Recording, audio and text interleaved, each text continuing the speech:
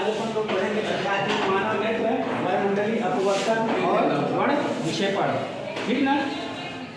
अध्याय 3 चल रहा है, 1 और 2 खत्म हो गया ना।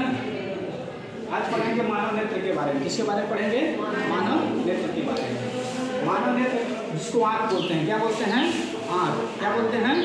आँख। मानव नेत्र आँख एक अद्भुत प्रकृति है। कैसी है? अद्भुत प्रकृति प्रदत्त प्रकाशीय यंत्र है। कैसा यंत्र है? प्रकाशीय यंत्र है। मतलब जब किसी भी वस्तु को देखने के लिए क्या चाहिए हमको? प्रकाश चाहिए। क्या चाहिए? प्रकाश। हम वस्तु को कब देखते हैं? जब हम किसी वस्तु पे प्रकाश डालते हैं और वहाँ से टकरा के जो हमारी आंखों पे आता है तो क्या करते हैं? हम लोग देख लेते हैं। देखते हैं ना। और आँख में कैसा प्रतिबिंब बनता है? वास्तविक और उल्टा। फिर उसको दृक् तंत्रिका की सहायता से, जिसकी सहायता से? दृक् तंत्रिका की सहायता से, यानी प्रकाश वायु की, जिसको प्रकाश वायु बोले या दृक् तंत्रिका बोलेंगे, दृक् तंत्रिका की सहायता से मस्तिष्क तक भेज दिया जाता है। आँख है, आँख से फिर सीधे लिंक रहता है तंत्रिका तंत्र से, मस्तिष्क तक चला जाता है। कहाँ जाता है? मस्तिष्क में। और मस्तिष्क में क्या कर लिया जाता है? उसको रीड कर लिया जाता है, यानी पढ़ लिया जाता है। और फिर उसी प्रतिबिंब को, वास्तविक और उल्टा को क्या कर दिया जाता है? सीधा कर दिया जाता है। तो किसका काम है? दृक् तंत्रिका को। कोई पहुँचाएगा मस्तिष्क तक। आँख से देखे होंगे, आँख से हम लोग जो चीज़ देख रहे हैं ना, उसको कौन पहुँचाता है मस्तिष्क तक? दृक् तंत्रिका। ठीक ना। रेटिना जो है ना, ये रेटिना, यहाँ पे वास्तविक और उल्टा प्रतिबिंब बन जाता है। ठीक ना। रेटिना पर किसमें बनेगा? रेटिना पर। अब देखिए, अब कोई पूछेगा नेत्र गोलक, इसके बारे में नेत्र गोलक। आदमी का जो आँख है उसका बनावट कैसा है? गोल के जैसा है। गोल है ना, गोल है। इसलिए जो गोला ढांचा जो बन रहा है, इसलिए इसको क्या नाम दे दिया गया है? नेत्र गोलक। कोई पूछेगा आँख का आकार कैसा होता है? कैसा होता है? गोलाकार, मतलब हल्का गोल है, इसको बोलते हैं नेत्र गोलक। ठीक ना। और देखिए, मानव नेत्र लगभग गोली होता है।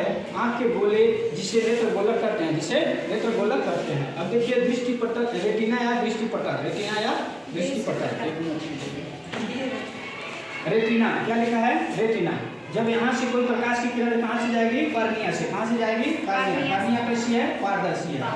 कॉर्निया, जब कोई प्रकाश किरण जाता है कॉर्निया से, मतलब आँख में घुसता है, तो सीधे कहाँ जाएगा? लेंस में जाएगा। कहाँ जाएगा? लेंस में। लेंस में कौन सा लेंस पाया जाएगा मानव नेत्र में? उत्तल लेंस। क्या करेगा? उसका काम क्या है? क्या करेगा लेंस? लेंस क्या करता है? लेंस का काम क्या है? उत्तल लेंस और अवतल लेंस। दो तो लेंस होते हैं ना, होते कि नहीं होते हैं? लेंस में कौन सी घटना घटित होती है? अपवर्तन की। कौन सी घटना घटित होती है? अपवर्तन की। अब देखिए, यहाँ से जैसे कोई प्रकाश किरण जाएगा लेंस में, कहाँ जाएगा? नेत्र लेंस में। नेत्र लेंस के बाद क्या होगा? उसका यहाँ रेटिना पर कहाँ पे प्रतिबिंब बनेगा? रेटिना पर। कैसा प्रतिबिंब बनेगा? वास्तविक और उल्टा। वास्तविक और उल्टा। मतलब फिल्म, चित्र बनाने के लिए लेंस का उपयोग करते हैं। काहे का? चित्र बनाने के लिए। जो चित्र होता है ना, लेंस का उपयोग कार्य क्या है? चित्र बनाना। क्या है? चित्र बनाना। हम लोग कैमरा में भी लेंस रखते हैं, लेंस रखते हैं, नहीं रखते हैं, वही है। तो लेंस कौन सा लेंस रहेगा मानव नेत्र में? उत्तल लेंस। और क्या करेगा? वास्तविक और उल्टा प्रतिबिंब बनाने के लिए लेंस का उपयोग किया जाता है। ठीक ना। अब देखिए, कोई पूछेगा कि कच्चा जली द्रव क्या होता है? जली द्रव, जली द्रव क्या होता है? यहाँ कार्निया, कार्निया यहाँ लिखा है, ये कार्निया, यहाँ से लेके उभरे हुए भाग को क्या कहेंगे? यहाँ से लेके उभरे हुए भाग को क्या कहेंगे? कार्निया। कार्निया कैसी है? पारदर्शी है। कोई भी प्रकाश किरण जाएगी तो लेंस में जाएगा। लेंस के बाद क्या होगा? लेंस क्या करता है? वो रेटिना पर, दृष्टिपटल पर, रेटिना यानी दृष्टिपटल पर वास्तविक और उल्टा प्रतिबिंब बना देता है।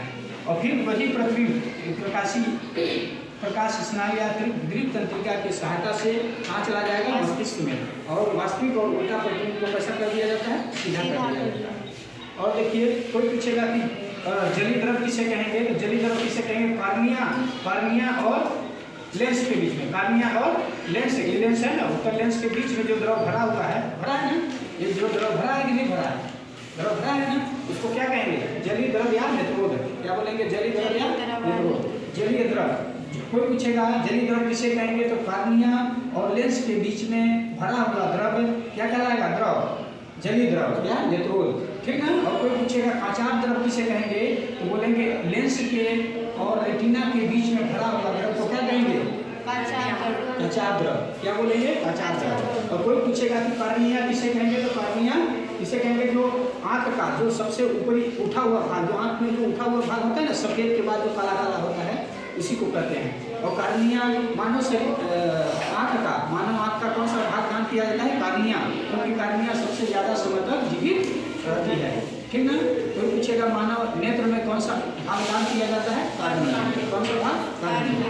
अब देखिए हम लोग पुतली पढ़ लिए, पुतली क्या करती है, पुतली देख रहे हैं ना, यहाँ है, इसको क्या बोलेंगे, पुतली। ये जो लेंस के जस्ट सामने ये वाला और ये वाला आइरिस है, आइरिस के बीचों बीच भाग को क्या कहेंगे, पुतली। क्या कहेंगे, बोलेंगे काचार द्रव, जलीय द्रव के सामने या फिर लेंस के सामने जो द्वार होता है, छोटा सा द्वार होता है हल्का, उसको क्या बोलेंगे, पुतली। क्या बोलेंगे, पुतली। आइरिस, अब आइरिस किसे कहेंगे, ये वाला हिस्सा और ये वाला हिस्सा, यहाँ वाला, ये दोनों आइरिस, इसको आइरिस या पॉलीकाइटा बोलते हैं, आइरिस या पॉलीकाइटा।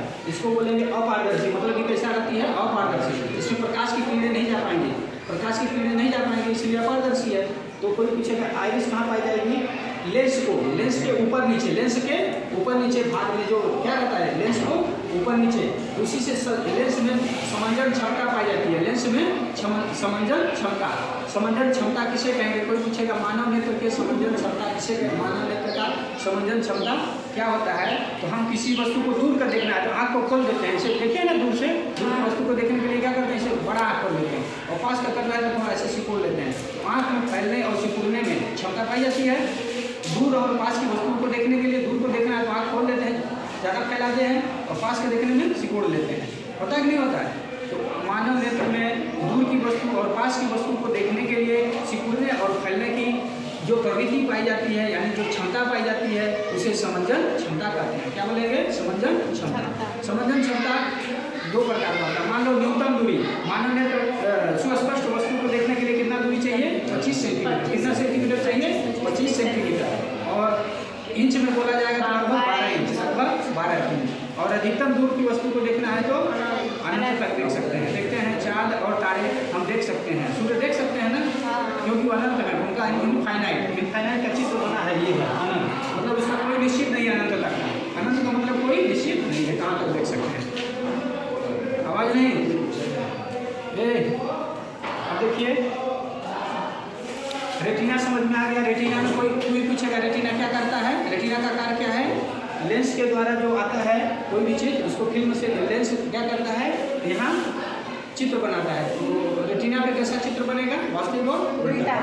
अब देखिए श्वेत पटल, मानो इसमें श्वेत श्वेत दिखता है ना, इसी को श्वेत पटल बोलेंगे। अब देखिए सिलियरी मांसपेशियाँ, सिलियरी मांसपेशियाँ क्या करती है, लेंस को वही, लेंस को क्या करती है, फोकस दूरी को कम ज़्यादा करती है। क्या करती है, इसमें सिलियरी मांसपेशियाँ क्या करती है, ये लेंस को क्या करता है, घुमाने का काम करता है, कौन ज़्यादा।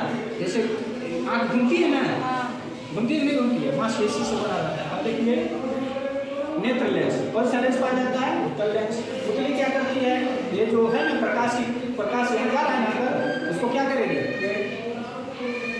कम ज़्यादा कर देगी। क्या कर देगी, कम ज़्यादा। अब देखिए कौन सा भाग दान किया जाता है, कार्निया।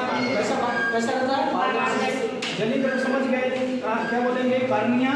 कार्निया और लेंस के बीच के जो द्रव होते हैं उसको क्या कहेंगे, काचार, जलीय द्रव या नेत्रोद। और लेंस और रेटिना के बीच में, लेंस और रेटिना के बीच में पाए जाने वाला द्रव को क्या कहेंगे, काचार द्रव कहेंगे। नेत्र गोलक समझ गए, तो बोलेगा नेत्र गोलक, मानव नेत्र का जो बनावट होता है, गोला होता है, उसको क्या कहते हैं, नेत्र गोलक। बनावट होता है ना, गोला जैसे, गोलक मतलब गोल जैसे बनावट है, इसलिए इसको क्या कहेंगे, नेत्र गोलक। तो हम आशा करते हैं कि बन जाएगा, ठीक ना। और देखिए जब लेंस जो होता है ना, लेंस होता है ना, जब यही लेंस बदलते हैं, जो लेंस है ना, उत्तल लेंस, मानव नेत्र में कौन सा लेंस है, उत्तल लेंस। तो जब हम बताएंगे आगे की क्लास में दृष्टि दोष, दृष्टि दोष कितने प्रकार की होती है, दृष्टि दोष किसे कहेंगे, जब मानव नेत्र में मानव नेत्र में किसी वस्तु को सुस्पष्ट देखने की जो क्षमता पाई जाती है क्या हो जाएगी, खो देगी। क्या कर देगी, खो देगी। पास की वस्तु को सुस्पष्ट नहीं देख पाएगी, न दूर की देख पाएगी, तो अलग अलग है। जब निकट की वस्तु को नहीं देख पाएंगे तो उसको बोलेंगे, क्या कहेंगे, मतलब दूर दृष्टियाँ 4 प्रकार की होती है, दूर दृष्टि, निकट दृष्टि दोष, दूर दृष्टि दोष, निकट दृष्टि दोष और बोलिए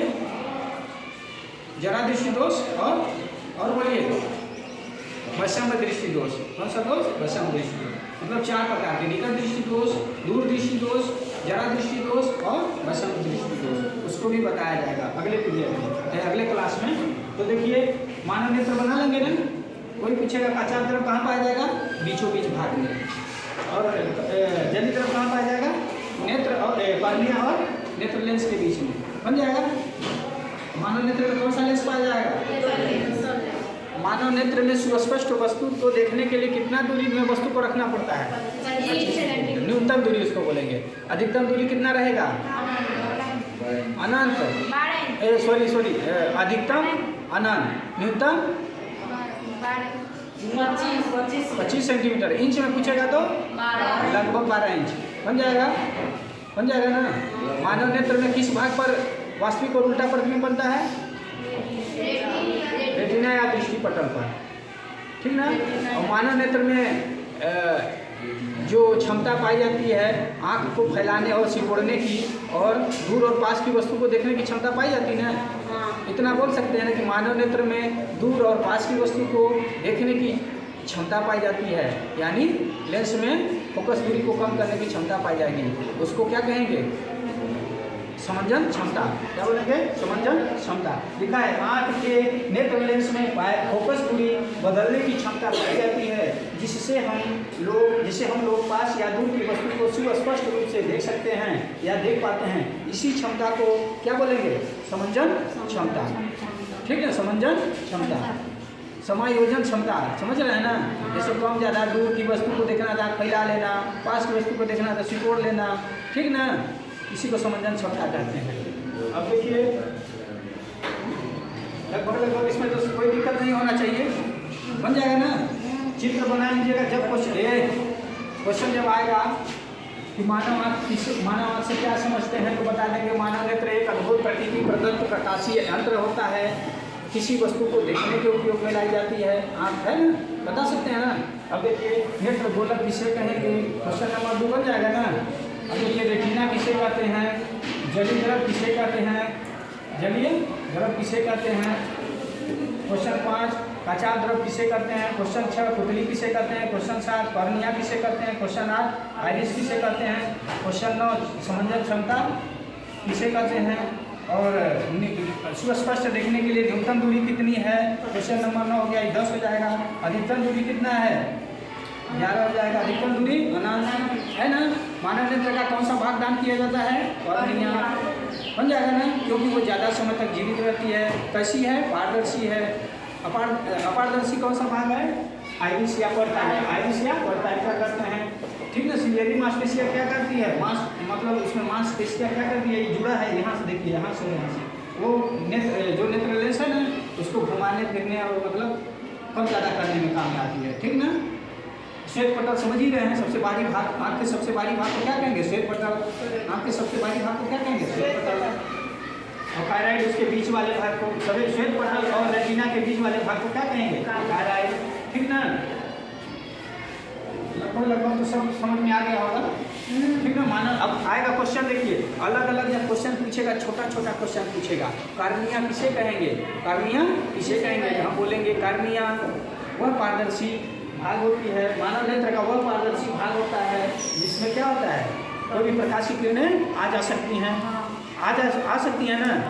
और यह सबसे महत्वपूर्ण भाग है, मानव आँख का सबसे महत्वपूर्ण भाग है। इसी का दान किया जाता है, इसी का दान किया जाता है। बन जाएगा? बन जाएगा ना, कोई दिक्कत? ठीक।